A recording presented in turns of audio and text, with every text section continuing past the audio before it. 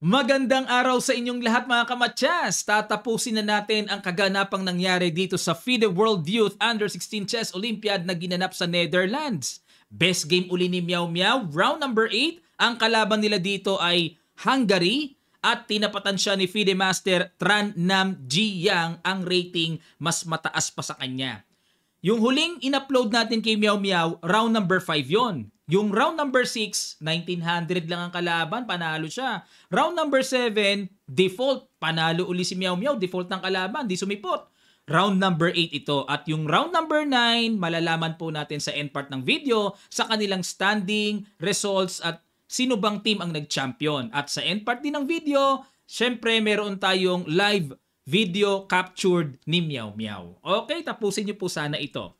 Ang ginawa ni Jiang, nag-E4, nag-C5 si Miao Miao, aggressive Sicilian na naman at open Sicilian, type na type talaga yung open. Nag-E6, Knight DB5 at ito na naman ang napansin ko sa linya ni Miao Miao. Talagang hindi siya nag-D6, no? Sa mga super GM po talaga ito ginagawa para wag makatungtong ang knight sa D6 square.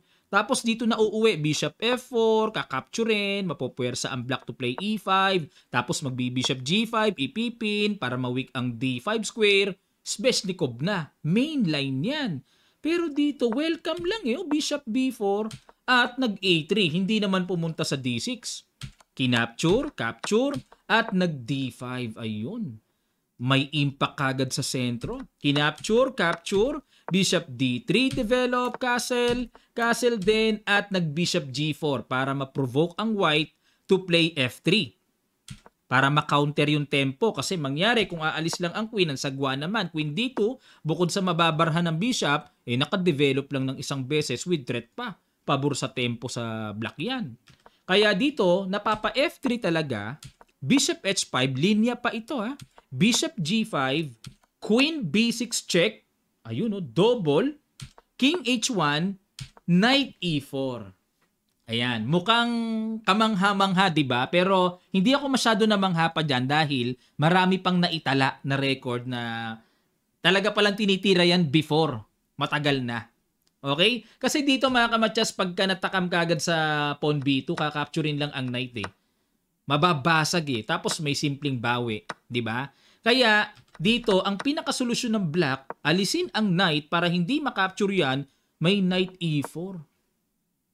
Capture, queen takes B2 at nag-queen D6. Ayan mga kamatyas, kung matatandaan nyo po. Meron akong na-analyze na super GM games, ganito pumasok.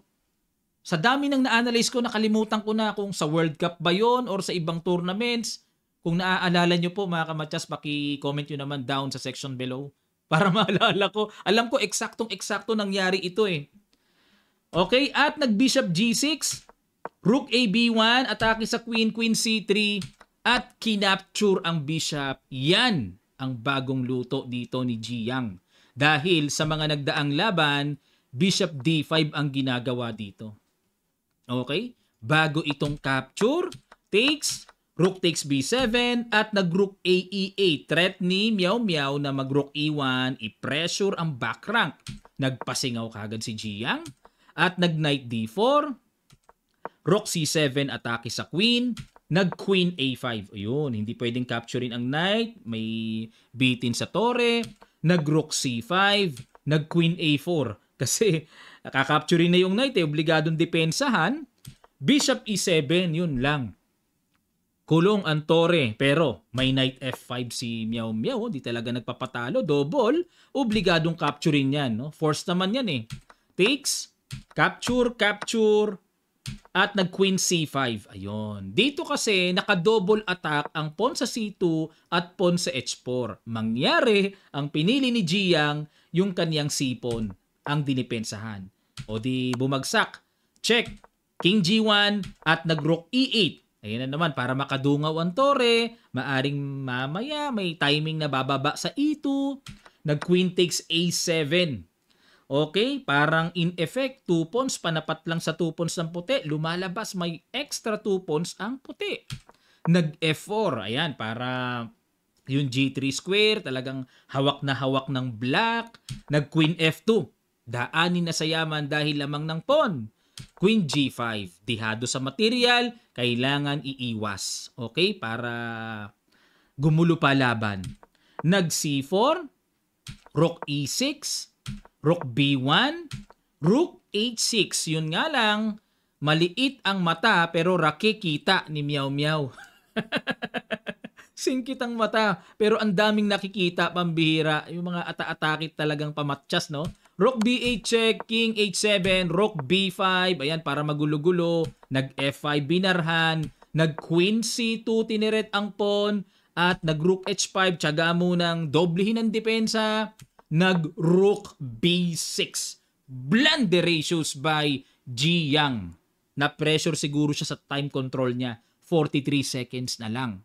Dapat daw ang tira ay Rook B1. Ngayon, pag nag-Queen H4, yan na nakaka-pressure yung mga sundot-sundot check. Ang gagawin lang ay C5. At huwag mangamba na checkin man ng kung saan-saan check, dito lang pupunta. Nakatreat pa. Ayun. Kung dito check, angat. Pag pumunta dyan, may Rook G1. On time na madidepensa ng pawn at mayroong tuloy-tuloy na talagang gagawin ng puti yan. Okay, yan ang tama. Pero ang ginawa, nag-Rook B6. Hindi malaman kung anong patamaan ang ginawa dyan. Tinirahan tuloy ng Queen H4. Para, ayun o, simple lang pero threatening matchas. Pero, kung accuracy po ang pag-uusapan natin, kay Stockfish ang gusto niya ay Queen to D8. Threat lang ang tore. Ay oo, mas deadly nga pala. Mas deadly mga kamatchas kasi ito na rin ang threat to. Check, King F1, paki-imagine po may Rook H1 check. King E2, may Queen E3 mamamatchas. May mga kalikalikot na. Halimbawa, ilagay dito sa B3 para mamaya walang Queen E3 check. Magku-Queen D4 check pa rin. King F1, mag-Rook H1 check. King E2, magku-Queen E5 check. Sorry pa rin talaga. Pag nag-King D3, matcha sa E3. Pag nag-King D2, may Queen E1, tatagal lang ng sandali pero matchas pa rin. Ganun na pala nakakatakot yung ginawa ni Jiang na Rook B6. Yun ang excellent move ba? Queen D8 kumpara sa ginawa ni Meow Meow na Queen H4. Naalala ko tuloy yung sinabi ni Tal. There are two kinds of sacrifices.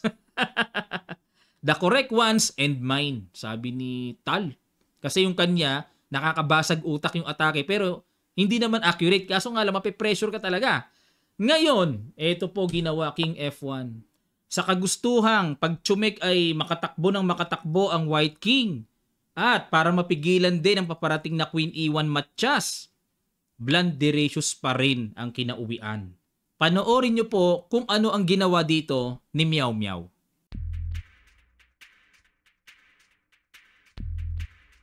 Pinag-iisipan niya ang panapo sa Blunderacious na ginawa ni Ji Yang.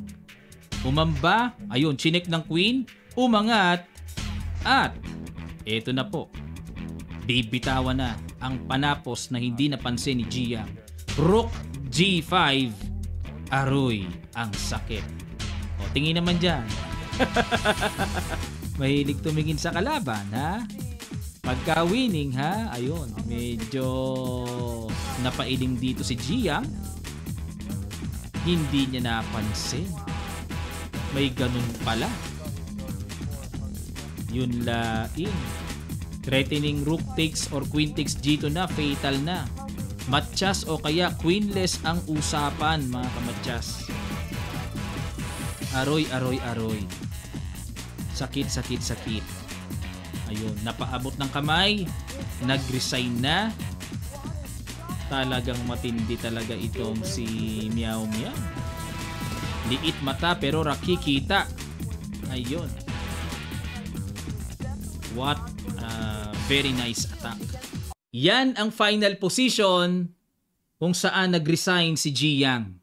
Ipakita ko po sa inyo ang kanilang naging resulta sa team standing at sa kanilang board results.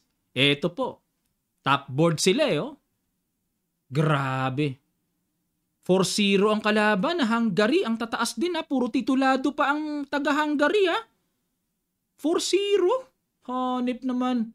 Ang title player lang sa China, si Lu Miaoyi lang. Pero, Bokya ang Hungary. Grabe, daming inupset talaga. At, pakita ko na po sa inyo, pero bago ko pakita ang overall, tingnan muna natin ang naging performance ni Miao Miao sa board number 4. Tantaran!